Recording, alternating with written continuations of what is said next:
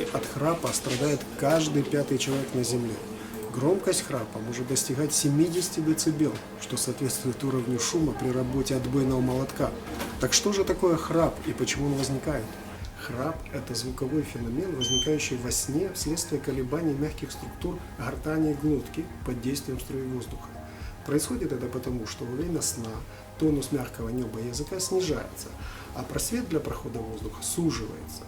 Наличие заболеваний верхних дыхательных путей и вредных привычек, таких как курение, употребление алкоголя, усиливает эти явления.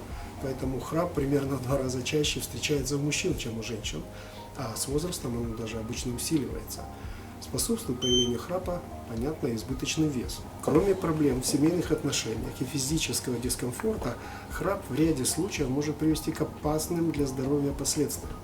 Так доказано, что у храпящих людей за ночь могут наблюдаться кратковременные остановки дыхания, что приводит к кислородному голоданию мозга. В результате на утро вы будете испытывать слабость, сонливость, снижение работоспособности. В таком состоянии можно заснуть в самых неподходящих ситуациях, например, за рулем автомобиля.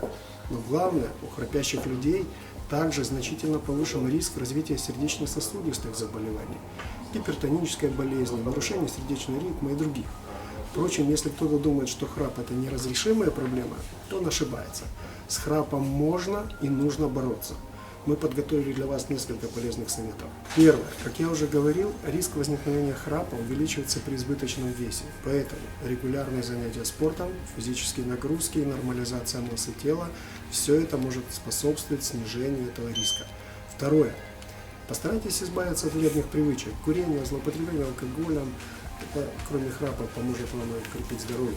Третий момент. Старайтесь спать на боку, либо на животе, но не на спине.